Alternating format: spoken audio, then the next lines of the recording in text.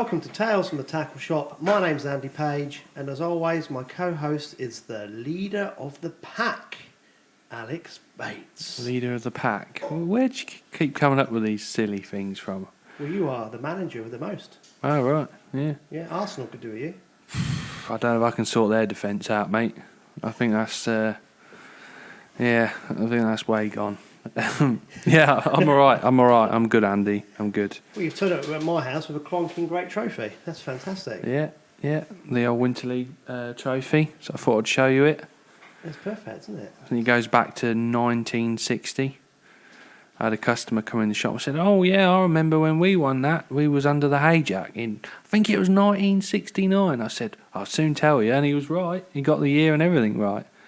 So, well, Nina's cleaning it for you. Yeah. It's probably got 40 years of grime on it, I think. Yeah, I mean that's been in some people's hands, hasn't it? When you think about it, and you know, a lot of anglers and who's won it or what teams have won it, and it's interesting. It is interesting. It's heritage. It's fantastic. Yeah. Well done for that. So you've led your team to a famous victory. Just now need to win the final. No pressure. Yeah, no pressure, mate. Thanks. Right, we're going to kick off with Kye this week because Kye's going to give us an update on some of the EA initiatives that he's been leading and other things that the EA have been doing in the area. We've got a little bit on from Denis Moules of an incident a couple of weeks ago that I touched on last week. And then it's me and thee looking at some tackle products. So I think we'll kick off straight away with Kye. I've got Kye Jerom with me from the Environment Agency, but I suppose first things first, Kye, but you ought to mention about hot rods and the recent Winter League, because that was close. Yeah, wasn't it? 1 point in it. I think the top 3 points, there were 3 points in it on the day. There were hardly any match points in it over the whole 6-match series. It was ridiculously close. And unfortunately, of the 3 front runners, hot rods fell literally 1 point short of the whole thing, which was a shame. But I think that's a sign that we just weren't good enough. You know, I've never been one for saying, we got unlucky, we had some bad draws, any of that. The best teams generally win over a long period, and we didn't quite do enough. But the lads all worked really hard, and it's really difficult. It's 11 matches on the bounce. It takes a lot out of you. It takes, family-wise, you're not at home. You're prepping all the time. You put a lot of effort in. So it is a bit frustrating. But we were there last year. We had a great time in the final. I'll let another couple have a go. But it's interesting. So we were 4th last year in the final and didn't make it this year. And Stanjay Gold, that was 2nd last year in the final, didn't even get to fight it out with us in the league this year. So just shows you how competitive our league is. Well, definitely. You've got at least 4 very good teams there, and I'm not putting the other 3 teams down because I should imagine there's some very good anglers in those 3 teams as well. So the standard of the match angling within that Winter League is very high by the looks of things. Yeah, I think generally most people say it is probably the most competitive league in the country. And just down to the 4 teams. So, you get competitive leagues with the 2 teams that generally always compete and they're always qualifying. But in our league, any of the top 4 can win and even go further than that. So, yes, but it's an interesting league. It's really, really exciting to be involved in. And obviously the fishing's brilliant as well. Well, yeah, I didn't really know much about it until we started doing the podcast. And obviously I've had an in-depth view of what's going on with Alex explaining anything. I just think it's absolutely amazing. Anyway, we've got you on because I think every couple of months I'd like to get you onto the podcast to give us an Environment Agency update because you guys are really busy and you're doing loads of positive things. Well, brilliant. Yeah. It's very difficult for us to get our messages out there, and this is a really good way of helping us do that. So, yeah, nice one. Thank you. That's okay. So, what you've given me a brief update off air, so to speak. So, what have you guys been doing recently? So we're very busy. It's quite a busy time of the year for us, actually. We do a lot of project work, and we tend to spend the summer sort of prepping it and then the winter delivering it. But to the fens, so what's interesting to the fens, I guess the thing that's exciting for me is I'm leading on some project work on the old Ning. So essentially, I want to get or make it easier for people to fish in the fens and attract more people to fish in the fens. So we're doing some work with Fen and District Council. I was out with them a couple of weeks ago, a March Angling Club. So Bob Fitzjohn and I, we all met together, talking about sort of things we need to do at March to make it safer for anglers, to make it better for residents, so that anglers aren't parking in front of people's driveways, and just to make it safer and a more attractive place. So we're talking about putting in a load of fishing platforms down at Wigston's Bridge. So we've got about 20 highlighted for that. I've got some funding to pay for those. We're hopefully going to work with the mid-level commissioners who are going to help us install those, so that's really handy as well. March Angling Club are going to help because they're going to help keep and maintain them. And Fenland District Council have basically approved where they're going to go, and the fact that why they're there to encourage anglers, and the fact that it's investing in the local area, which is actually quite a big thing, because up until about 6 months ago when I first met with them, they had no idea about how important the Fens and March itself was for angling and the local economy. So that's what we're doing there. So we're hoping that'll kick off January time. With any luck, it'll be ready for the final, so that'll be really nice. That will hopefully make it a bit easier for people fishing the final and give it a bit of a boost. So that's good, and help retain the final in the Fens for the future. So that's the plan there. And then we're going to look to move around on different venues and keep doing the same, really. It's quite expensive, but we're going to give it a go. That's a brilliant idea, because I went past a match angler, I think it was yesterday, and he was opposite the windmill. Yeah. And bless him, he was absolutely covered in mud. And I went past today and had a look, and when it's wet, you must slide about all over the place. The mud, it must be quite dangerous in some of the pegs as well. Well, it is. Yeah, and the more people fish them, the more it becomes a problem. And of course, you get a wet winter like we've had. When things get wet, it's very easy to sort of start pushing the banks in. And I have noticed, Alex will tell you, I've noticed over certainly the last 18 months, that a lot of the pegs now are getting really difficult to fish. You've needed platforms to get in most of the pegs for a few years now, but they're almost becoming impossible to fish. So we want to retain that, really. Yeah, I mean, from the middle level commission's point of view, it stops the bank erosion, I suppose. Yeah, that's it. Yeah. And of course, in many areas, the mid-level commissioners own the fishing rights, and they lease them out. They want to, they're part of their sort of obligations are to encourage people to use the waterways, for navigation, but also for fishing and walking. So they don't want to be turning people away. But of course, if these venues aren't safe enough, then there's a bit of a liability there. So they've got an interest too. And of course, if we can help prevent bank erosion, then that saves big investment for them in the future as well. So it really is, a big partnership project. All the big players are involved. And, interestingly or brilliantly, it'll be good for fishing because everyone will benefit and the town will benefit as a result. That is a good idea, yeah. You were quite sneaky. You didn't mention that one to me beforehand. Well, these little things you drop them. But, so that's the main plan there. But we're also looking, linked to exactly those same issues, is a Fenland questionnaire, which I guess we're kind of launching on this show because we've had it all designed, drawn up. So this is with Substance, the people that did the National Angling Survey. So they've worked with me to write some questions, and these are very specific questions about understanding angling tourism in the Fens. And the whole purpose of this is to drive further investment in these sort of projects. So for people, for businesses, for local authorities to understand how important angling tourism is to the Fens, what it brings to local businesses, what it means to people who live in the Fens, and open their eyes perhaps to how valuable the Fens are as a fishery and how much people will travel to come and fish the quality venues that we've got.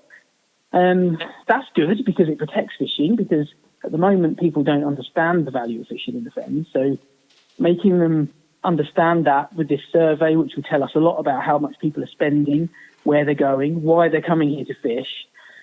And then that will help us completely understand, the importance of fishing and essentially help us protect fishing in the long term. So that's the plan for that. It's a really quick survey, about 20 questions, 5 minutes.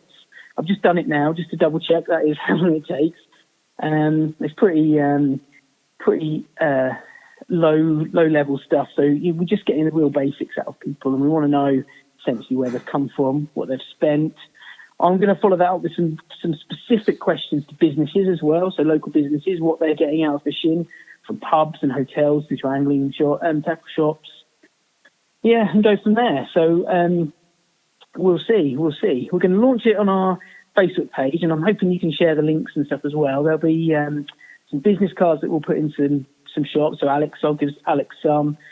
Millview Tackle, some of the pubs. I'll perhaps try and get out to some of the opens and give our bailiffs some as well. So we're going to try and capture a few people, but this is specific to the March Ramsey area, really.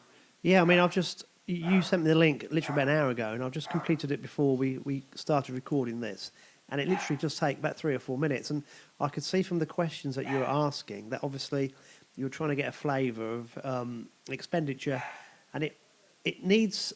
When people fill it in, you must make sure you fill in every box for the expenditure part, because that's the bit I got confused with. I left some boxes blank and it wouldn't let me move on to the next page. But yeah, so just put a 0 in for those. Yeah. But apart from that, it's really straightforward, and I can see that you're data collecting for your evidence trail, I suppose, for passing the message on about how important angling is to the area.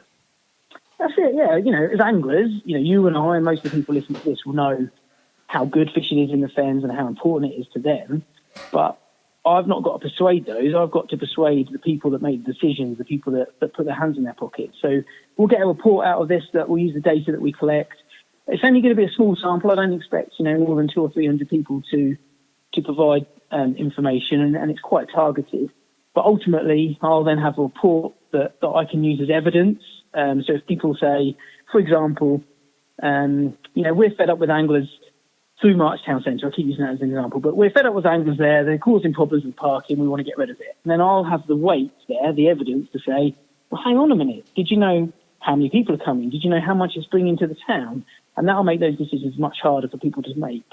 So that's the plan anyway. That's a good idea, because that's the world we live in now. People don't want to listen to someone's view on things. You need to back it up with your data trail.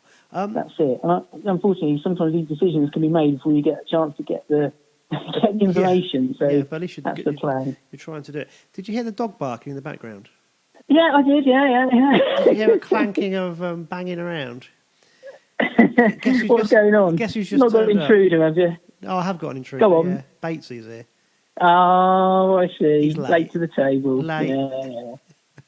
Okay, so Kye, that is brilliant, because obviously you're really trying to push the fishing agenda. I mean, with the council thing alone is worth its weight in gold, because as soon as they understand how much it brings into the town, particularly during the winter months with the opens, they're gonna change their outlook on it, which is fantastic. And obviously we will support, or we'll put out your survey as well, and we'll share the link, and whatever we can do on our Facebook page as well would be great. That's really good. That's not a problem at all. Stocking, I think you were going to tell us about some stocking that you've Yeah. So this is also the time of year when we stock out our fish. So most people know, but the Environment Agency has a fish farm in Calverton in Nottingham. We produce about 1 million fish a year.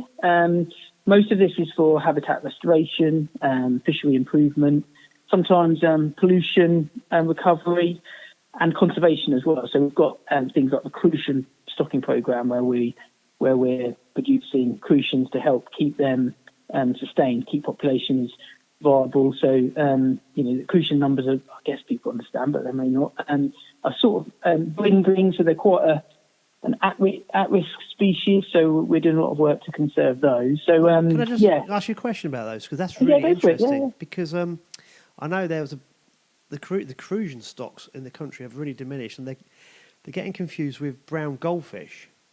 Yeah. So how do you guys go about getting true crucians back into the system, so to speak?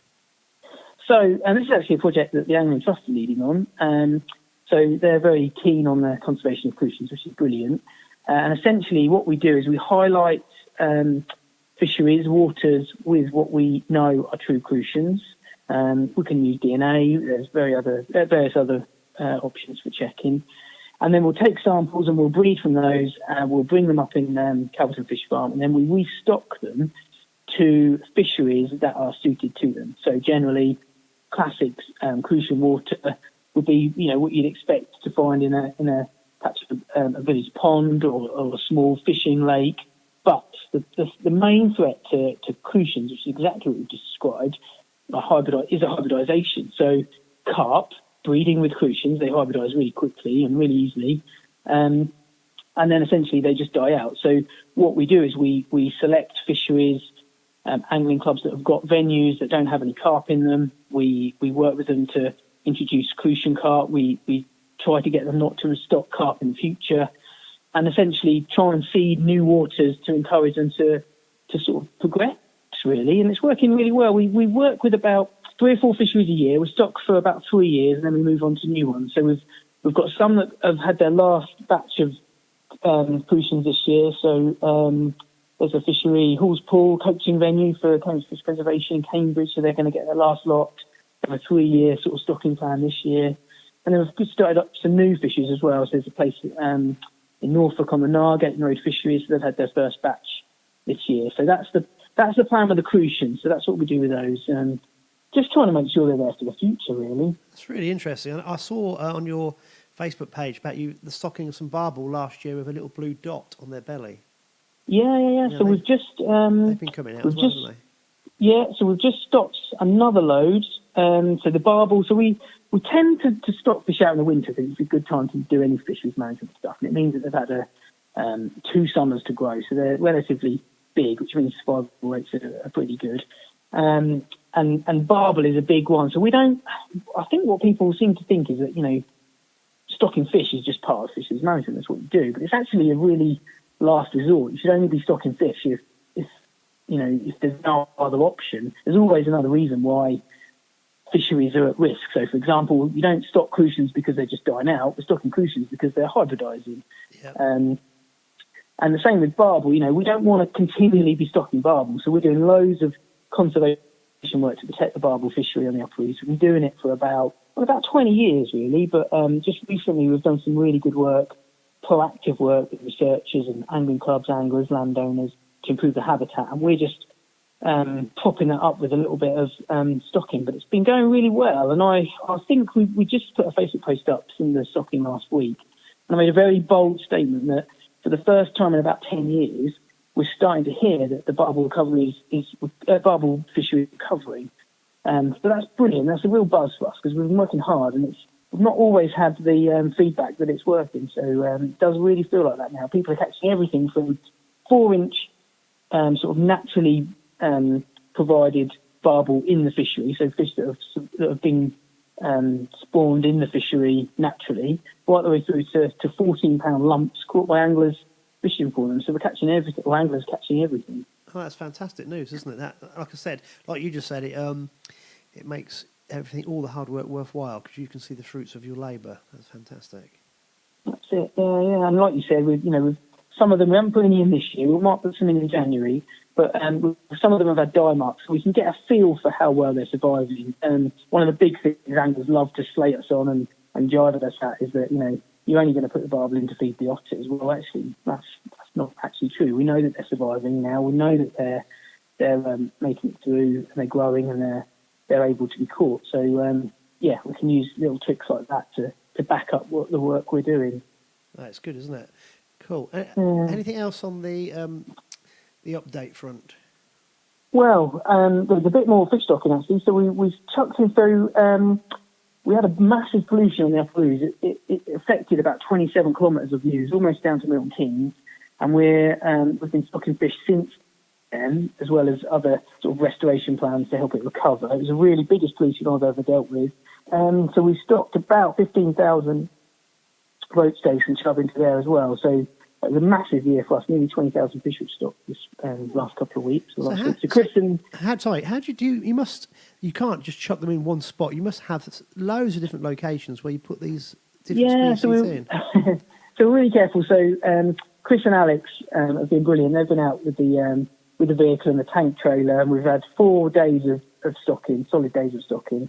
And with the ooze fish, so the barbel that have been going in downstream, right in the sort of middle area around Milton Keynes, Bedford, we've chosen sites that really suit the juvenile fish. So where there's good cover, where there's good habitat, good places for them to get out away from predators and high flows. So we're not just chucking them in willy-nilly. We're putting them either side of weir structures so they can spread out easily. And then on the upper roost, so to help with the plans for the pollution recovery, we're doing very similar, but we're trying to be careful as well that we're not putting fish where there might be really important natural recovery. So, for example, there's a bit of the upper roost that's really good for trout. Now, if we chucked a load of coarse fish in there, we might impact the recovery of trout because they might be outcompeted. Yeah. So we're being very careful to leave that alone, and we're doing just restoration work there. So we're just improving the habitat there, hoping that when trout fall down from further upstream, that they'll find it and they'll make really good use of it. So it's a really careful thing stocking fish. You can't just chuck stuff willy-nilly. You can't just throw in as many fish as you want. You've got to be really careful and really plan with what you're going to do. Otherwise, it's not really worthwhile doing, and you can definitely cause more harm than good, whether it's a lake or a river. So, yeah. No, it just shows that you have to really think about these things, because obviously some people think, well, I'll just put them in there, but you can't. You have to think of the habitat at which each individual species is going to flourish. So This is it. a lot of in-depth work there. Excuse me, I've got a frog in my throat. Okay, now, Kye, there's another thing that I want to ask you about. It was that Yeah. something completely different. It was more of a response from the EA, and it was to do with a friend of mine, Denis Moules, and Phil Brown finding some set lines. But I think the best way of doing this is if we let Denis tell the tale. So I've got Denis Moules with me, who's a very well-known local pike angler who's been fishing the drains for a very, very long time. Very successful pike angler, held lots of responsibilities within the PAC. I believe you were chairman up to recently, Den. I am at the moment. I'm chairman at the moment. Perfect. Now, we will have you on the podcast in the new year, but sadly, this little snippet from yourself is not such good news, because I believe you came across some set lines on Sunday, but it's far better that you tell the tale and could tell me what actually happened. So I'm just going to let you go for it and tell the listeners what you found on Sunday. Yeah. Well, Sunday morning, just gone, it was a windy Sunday, and southwesterly, fairly strong wind, and I went out towards Chatteris, met up with my mate Phil Brown. We don't fish together, but we sort of look after each other when we keep an eye on each other. Anyway, we parked up, and Phil went upstream and I went down, and we were about half to 3/4 of a mile apart. I was 600 yards down under my umbrella, fishing away, and got the rods out, and about 9:30, Phil texted me to say I'd got company coming. I was under my brolly, so I peeked round and saw a couple of fellas walking towards me, and there was a dark Mondeo motor car parked on the farm track, but it wasn't off the track, it was blocking it completely, and they walked towards me. They got 600 yards to fish, but they didn't fish, they didn't cast a lure at all, and they got to me, and I got out from under my brolly and spoke to them. They were both Eastern Europeans. I don't know what nationality, but anyway, they were both Eastern Europeans. They'd got no other kit apart from a rucksack on the back, and we had a little bit of a conversation, and it was decided that they hadn't got the relevant club ticket, and I had a little bit of conversation as to where to get one from, how much it was, and they decided to leave, but they walked away. They didn't cast a lure in or anything. They just got a basic kit and this ruck bag on the back. Anyway, they went away, got in the car, drove off. We kept an eye on our motors, and they went. Thought no more of it. They didn't want to be fishing where we were. Anyway, after about a couple of hours, I saw a big pike swirl in front of me after I'd moved a bit back to where they'd made access. And I thought, in a minute, I'm going to get that. That's going to go down on my upstream rod. And after a minute, I got a couple of peeps on the Delkim, and went down to the rod, looked down, and saw this dead line in the water with a fish on it, and that was what was snagging my line and setting the alarm off. So, fairly steep bank, so I called Phil, told him what I'd seen. Phil came up, and reeled his rods in. It was a fairly long walk for him, but anyway, we got the landing net down and pulled the line in, and there was a 17-pound pike on the end of it. I took a series of photographs as we were doing it. It was a well-disguised line, hammered into the bank, 50-pound break and strain mono with a single C hook on it. We had a good look round, photographed the pike. It went back safely, and we found some more lines. Well, Phil did, and these were baited with tiny little roach. Got the opinion that they'd only been set the evening before. That ruined a day, so I packed up and decided to have a drive around the fens to see what we could see, and Phil did as well, but he came back later on to see if the chaps were going to come back and see if he could get a number. Had another search round and found 3 more lines. One had got a jack pike on, but the others were baited with these tiny little roach. So I'd phoned one of the bailiffs. He was heavily engaged with something else, and the other bailiff, he said, was off, couldn't come. And we had to manage on our own, basically. I phoned it in the report, got a number, and that was basically it, apart from the fact that I phoned the club secretary up. They came down. He phoned me a couple of days ago and said they went down but didn't see anything other than the fact that there was a van there, which was Phil Brown. So that was it in a nutshell. Right, so yeah, because we see lots of things far too often. In your opinion, had these 2 guys come back to recover the set lines? Yeah, no doubt. Yeah. If they'd have wanted to fish, they'd have fished away from me, but they walked straight down because I was right in the middle of the deadlines. Right, yeah. So they had a surprise finding out that they weren't expecting to see you there in the way, basically. So yeah, and the other thing is they're getting quite cunning because they were obviously taking the rods with them to just disguise the fact that they were fishermen. Or do you think they were going to use something on the end of the line to catch hold of the deadlines?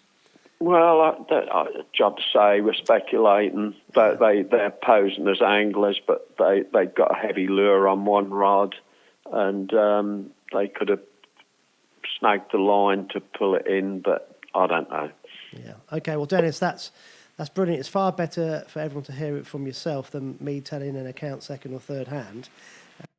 So that was the tale from Dennis, and then just to fill in the pieces of the jigsaw puzzle, I saw a post from Phil Brown about the setline incidents. I think I even spoke to Phil, and then Kye, I messaged you on that Sunday evening, if you remember, and you were brilliant. You said, Andy, leave it to me. I will get things in motion. So could you tell the listeners of what you did from an EA perspective next with this information? Yeah, well, I guess the first thing I want to say is that, Dennis and Phil did a really good job of reporting it correctly, which is what we always say, and we sometimes struggle to get that message across. So they reported it to us. I had a few messages as well. So I've known Dennis for probably, most of my career, really, and if I'm honest, it's perhaps, 10 years or so. So we get on pretty well. And he'd messaged me, you'd messaged me, and I'd seen a few bits on Facebook. But of course, this was the day of the Winter League, the last round of the Winter League. So I was busy with Alex in Bennett doing, going through all the files and stuff. So all this stuff was coming through, and I couldn't get access to any phones to see what officers had been around and stuff. So, yeah, a couple of people messaged me and I said, look, let me find out what's going on and we'll go from there. But the main thing is it's been reported, so we knew that it was going on. So, turns out we couldn't attend on the day, which is we were all really frustrated. The whole enforcement team were really frustrated because we're, as much as we don't want this stuff to happen, what we really want is these perfect examples of where people are found at the time doing it. So it was a really good opportunity for us, but we just couldn't make it for various reasons. And one of the guys wasn't very well. Another guy was in completely different end of the catchment, working on another job. So it was just, things didn't land very well. But we still wanted to work with it. So we had the information. We knew where the incident was, which is how this sort of enforcement works, what we call intelligence-led enforcement. We came up with a plan, really. Now, we were still a bit thin on the ground on Monday, but we decided we'd go out with a boat. We'd do a proper view of the area that we've been given. So Dennis was very specific in where he'd found the set lines, and we knew that we'd be able to cover quite a lot of ground and quite accurately with a boat. It also allow us to sneak up on people, so we're just using an electric outboard so people don't know where we are generally. Even on a fen and drain, you can catch up with people quite quickly. So I went out with another of our fisheries enforcement officers, and we covered about 3 kilometres of drain in the target area, so where we'd been given specifics. Some local areas as well that we felt if we were going to poach fish, where would we go? So we went to some of those. It's a little bit off the beaten track. We come across an angler who was a bit shocked to see us as we snuck round the corner. We checked his licence, so he was okay, and he actually had a mid-double as we left. It was literally under the boat when we checked his licence, which initially wasn't too happy that we checked his licence, and then he was very happy when we helped him take a photo of the fish. So that all worked well. Karma. So yeah, yeah, exactly. So Dennis and Phil found 5 set lines. We found another one. It was in quite a sort of inaccessible location, so that was good. That made it feel worthwhile. We also took our sort of underwater sonar kit, which allows us to see any underwater hidden, what we call instruments, illegal instruments. So luckily the bed was completely bare, so we could see everything, and we couldn't find anything that way. But it gave us a good idea of what was around. So that was pretty much the effort there. We've spoken to the police as well, so we worked really closely with Cambridgeshire Rural Crime Team, the police guys there. A couple of those are anglers, and we've worked on loads of jobs with them. We've got a really good relationship with them, so they know where the area of activity is, they know who to look out for, where to look out for it, and what to look out for. So we gave them a very good description of the sort of kit that we were retrieving, which is handy. So if they catch them anywhere, they know exactly what to look for. So they're not just looking at it from a police perspective, but they're looking at it from a fisherman's perspective as well. We then, on the Wednesday, we arranged a patrol. So Al went out with a guy from the VBS and did some checks on the 40-foot and a little bit of the sort of, I guess it's the south end, the 40-foot end of the 16-foot. The purpose of that, again, was to find out if anyone was setting lines. So they went out from the time to when Dennis and Bill had come across these guys. They were checking again for locations where they might have been left, some other hotspot areas, and they covered quite a bit of ground as well. There's so much to go at out there. So they were generally just targeting the reported areas. And that was about it, really. Langley Trust knew about it, so they've been sharing the intelligence with the police. So we kind of did as much as we could without actually attending. Now, obviously, if we'd have attended, that would have been the cherry on the cake. And I would like to think that 9 times out of 10, we've had a really good chance of getting to somewhere like that. But it was just one of those days when we couldn't. There have been days when we can, but we just couldn't on Sunday. But, looking back on it, it feels to me like it all went quite well, really. I mean, Phil and Dennis did a really good job in sort of removing the danger, making us aware. We covered some ground. And if nothing else, we've shown people what to do, how to do it correctly, and we've probably at least put the guys off that were found in the first place. So well, it's a big picture of this, because I actually was messaging you about coming on to this podcast to do an update a few days before this happened, and we were trying to arrange a time to talk, and I know you said to me, I'm away all weekend. So and you were busy with the Winter League prep for the match and everything. So obviously this incident happened. I contacted yourself and Paul Thomas from the VBS, and you got back in touch with me straight away, even though your hands were tied with lots of other things. So I know you feel a little bit peeved that you couldn't get an immediate team out there, but sometimes it's just the way it happens. I was really impressed with the way you guys went out on the Tuesday and the Wednesday. And also, when I messaged Paul Thomas, he got a guy from the VBS out there on the Monday as well. That's it. So, So, I mean, we sadly can't prevent a lot of this from happening, but it's all about, if people notify the Environment Agency first, get an incident number, and then report it through the correct channels, then we can all kind of help and pull together and get the appropriate responses, which is, I just think, the way forward. Well, this is it. You know, a lot of people. I was a bit disappointed. You know, there were a lot of people using it as an opportunity to say, you know, you could have done something better, you could have done more. But actually, yes, you can always do things better. It's always easy to look back Kye, and you say, haven't got oh, a crystal ball, have you? You can't predict. Exactly. Yeah, so you can only respond to things. You guys can't be everywhere. Yeah, that's it. And you know, you can only I think it's a really good example of everyone doing what they've sort of been tasked to do. The police, the DBS, us, the anglers. I think it was a really good example of how we can all work together quickly and efficiently to cover each other's backs and get stuff done. I think you're spot on. I think that's exactly what it was. And you know, we can't police everywhere. We can't stop everything from happening. But if everyone talks to each other and we pull together, then hopefully we can reduce this. And one last thing, when I messaged Paul, I can't remember the guy's name. It's Janus, and I won't be able to pronounce his surname. The guy who's in charge of building bridges. Yes, yeah. I believe he's starting to go into some of the local factories as well and speak to local guys who work there to spread the word that they So that's been going on for quite a long time, actually. But yeah, it's good work that he's getting involved with, and it's good it's local. Well, it is, because you know, obviously we have to put a lid on all this, and if everybody does their own little bit, it will happen, hopefully, eventually. No, but Kye, I just wanted everyone just to hear what happened, because it is a very good example of people just getting in touch with the correct agencies, and then you guys can burst into action. So it's great. Kye, absolutely pleasure again. Thank you for coming on this evening. Not a problem. And we'll have you on in a couple of months' time, where you can give us an update on the survey, how the platforms have come along. Yeah. And hopefully you've taught Mr. Bates a few match fishing lessons as well. I doubt that very much. Yeah, no, we'll have some really good stuff. We've got some other.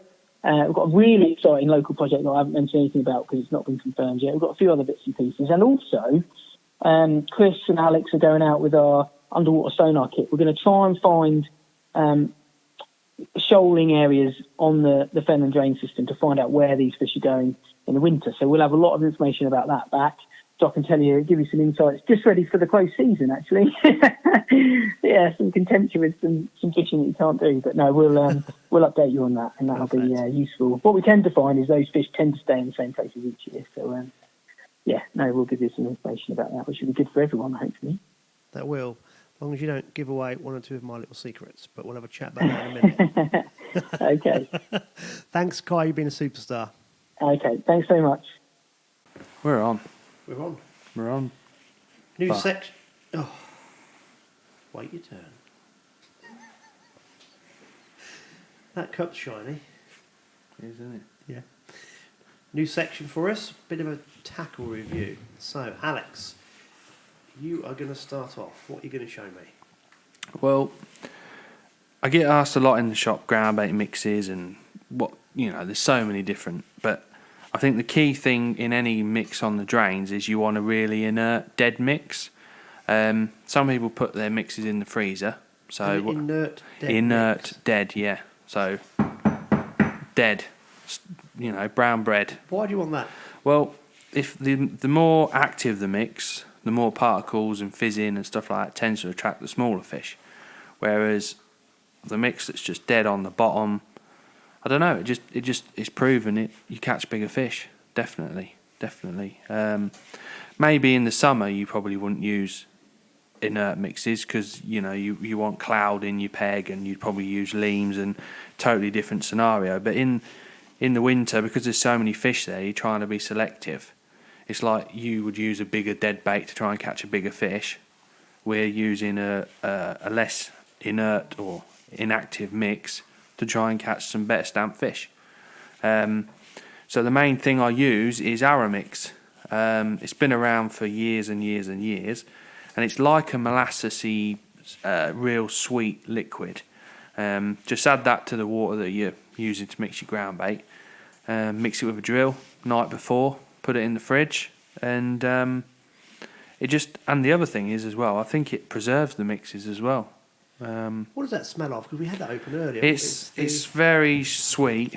It's like a bitter, quite a bitter smell. They do all different types. They do chocolate, honey, you name it. They've got a flavour. Hemp. Do you have a favourite? Yeah, the standard Gardons really. They do a gross guard-ons, which is good as well. But I tend to use guard-ons, and then they do a super black guard-ons. Just helps keep the mix dark. But yeah, so they're what I use in all my mixes on the drains. So I think that's key, especially during the winter. And then another little trick I always carry in my bag is Colics. Right, just hold that still for a sec. Okay. So that does smell like Horlicks. Yeah, it's like Ovaltine Horlicks. Basically, if the paste picks up through the day, or I want to add a few more maggots or pinkies or squats to my ground bait, I just get this out, sprinkle it on your ground bait. I just sprinkled it on my phone there, and it just binds it, and you can go from quite a soft mix and make it quite sticky to hold a bit of bait and get it down. So it's just something quite handy without having to mix two different ground baits up. You've had a bit of Colics and away you go. That's quite a clever idea. Yeah. They do a decolics as well, which is brilliant for bloodworm and joker, and you can add it to ground bait. You know, if you think, oh, I think I've made that a bit too wet, you can just take it back the other way and make it a bit looser. And all these products are available from they're from the shop. I mean, these two, I've been selling loads of these this year. I think more and more anglers are getting onto it, and it definitely does make a difference. Personally, I wouldn't. Everyone has their own preference. A lot of people mix up on the bank. I'm a big fan of doing it the night before, putting it in the fridge in a sealed bag, taking it out in the morning, and then when you get to the bank, just vaporise it. Just get your mix exactly how you want it. It's amazing how these mixes are everywhere, really. I mean, we were just talking about this before we did this recording. If I just show everybody something I just pulled out of my man cave, the odd occasion I go carp fishing, I might use something like this. So obviously carp anglers have been using this sort of thing for a long time. And even when I'm pike fishing with dead baits, I use a lot of oils and either inject the baits or use it other ways, and it's just used everywhere, really. Yeah. One thing I need to experiment with is, believe it or not, they have developed sprays that you spray on lures. All right. Yeah, and I've got some lures that actually smell of garlic. Right. Some have got salt in them. So obviously it's a big thing that's involved in all sorts of aspects of angling. I suppose they do them spiky shads as well, don't they? They're you can put a scent on those. I suppose they hold the scent better, will they? I don't know. I don't know how. I need to spend some time looking at this, because any edge, if it is an edge, is worth doing. But obviously, you don't want to do it if it's just a fad. But you are a great believer in those mixes. Yeah, definitely. I know a lot of anglers that use that and they still freeze their mix. They might be tight, and can't be bothered to buy some fresh ground bait, but definitely there's a time and a place for frozen ground bait in active mixes. So give it a go. Yeah, it kind of makes sense. When I do pre-bait for bream in the summer, I was just thinking, when you actually start banging the table, I put a lot of, I start off with maize. Mm-hmm. Obviously it's been soaked and boiled. Yeah. But that's incredibly inert. It just sits there and the small fish can't get to it. Mm-hmm. Hemp. That wheat. being selective, isn't it? You're selective with your rig, so why not be selective with your ground bait? Yeah, it makes sense totally. Right, I'm going to ask you about those floats in a minute, but we're going to move over to a proper form of fishing, pike fishing. I've done a short video on this on the bank on a very secret remote fen drain, but I just wanted to mention this short piece we do now. Billy's Backbiters have been around for a long time. They're a drop-off indicator. The guy that used to run Billy's Backbiters sent me one of the originals a long time ago, and I didn't like him at all. They got a switch, so I'm just going to show Alex this without deafening him. Whoa. Right, so that's off. That switch, that's where the arm goes in.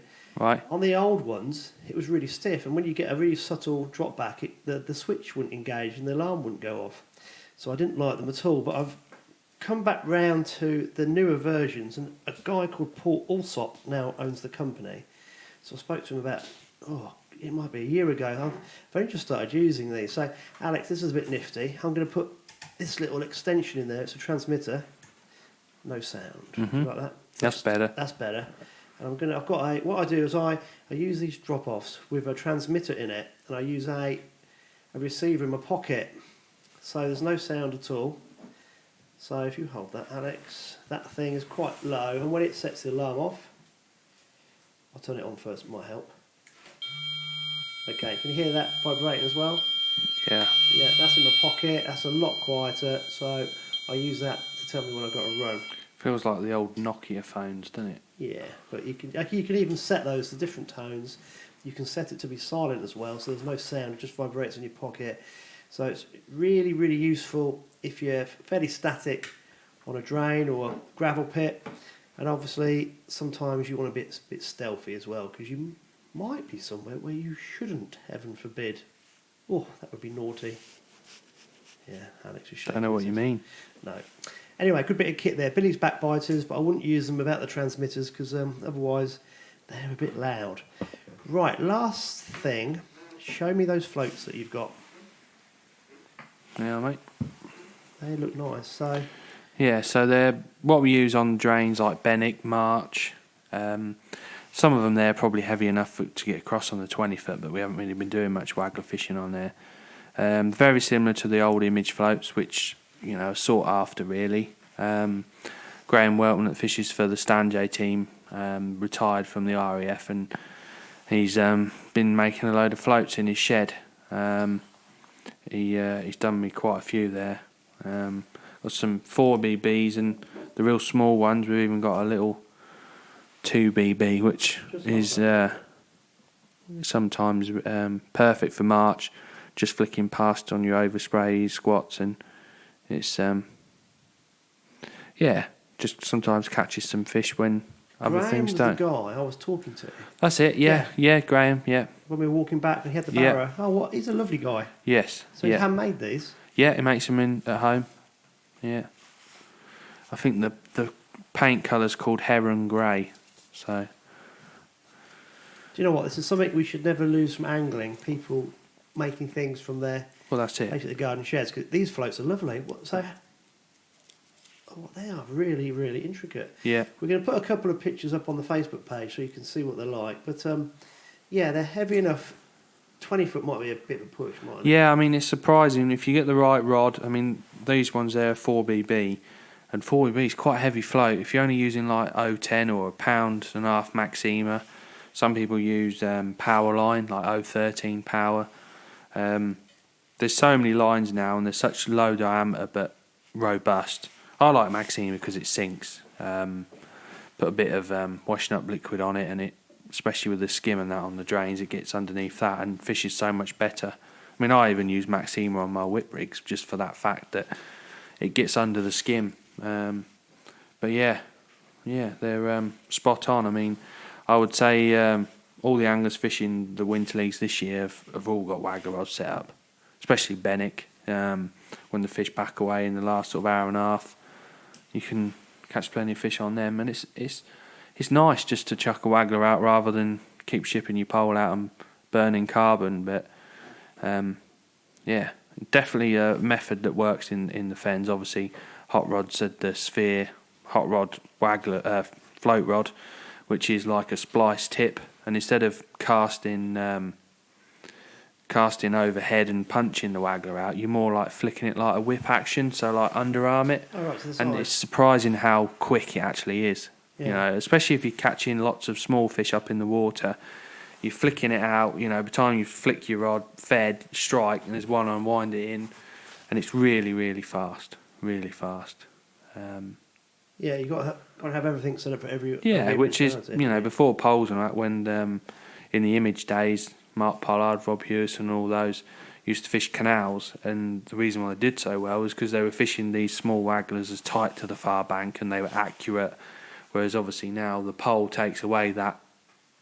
Everyone sort of ships out to 13 metres and can fish up the far bank, whereas they were exceptional at chucking little wagglers on the far bank. Yeah, I mean, I remember a long time ago, the waggler anglers used to destroy everybody with a roach. Yeah. Yeah, because the feeding had to be accurate. You had to catapult maggots at range, had to cast repeatedly to the same area, and just even feathering the line down so you didn't get tangles. You used to catch fish on the drop in 12, 13 foot of water. It's quite an art form.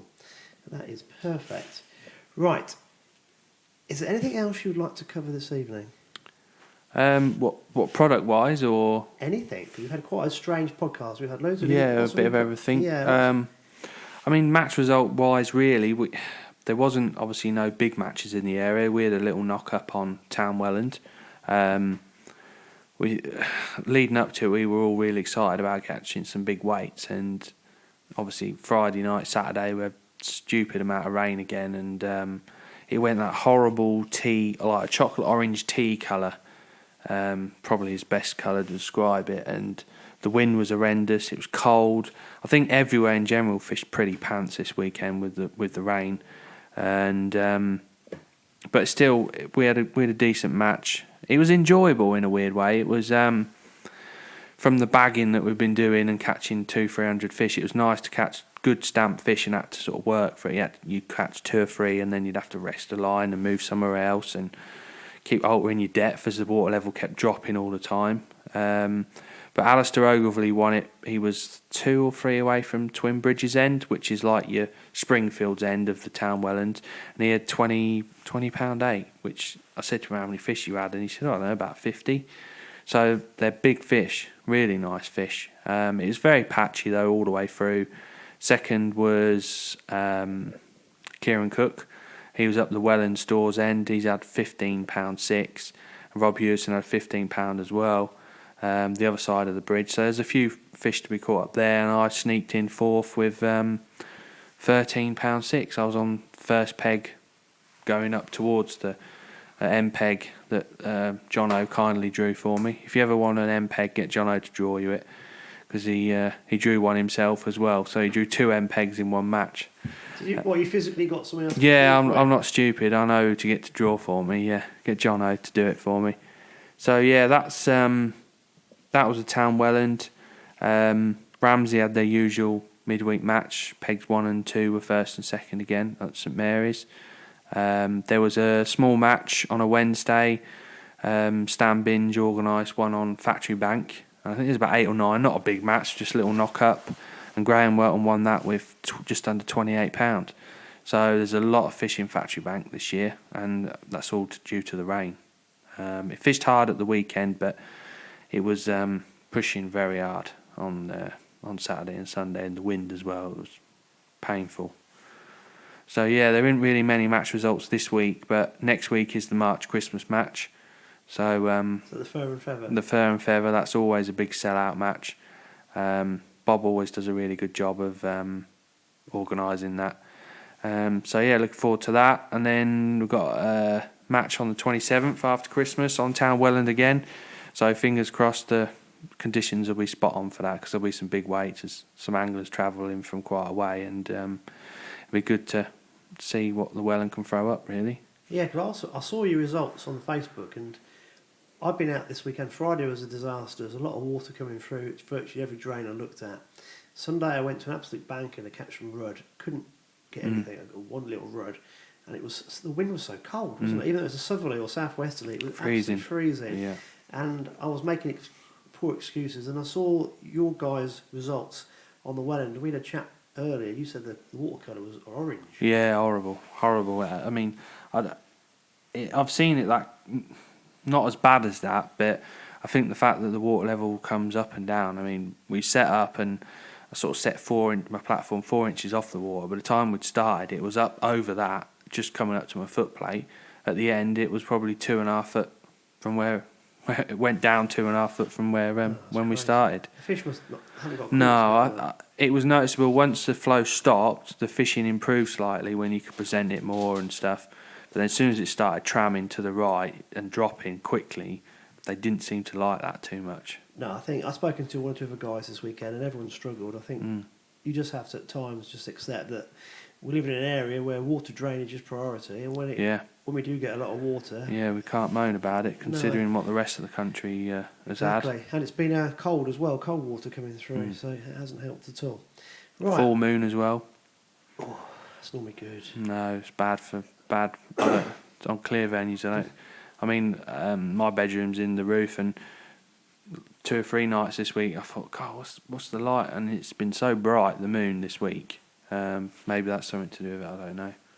Well, we won't start talking about moon phases because people start clucking. Yeah. Right, we've got a couple of things to mention before we go. The first one is I'm just running a little competition if anyone could let me know why one of your nicknames is Griffin. Yeah. No, you're not allowed to say. So, Yeah. anyone out there could just let me know on the Facebook page, please, why Mr. Bates is called Griffin. That would be greatly appreciated. And the second thing is, next week's podcast is actually going to be aired on Christmas Day. Really? Yeah, so we need to get our thinking caps on for a special Christmas edition. We do have a special guest, though.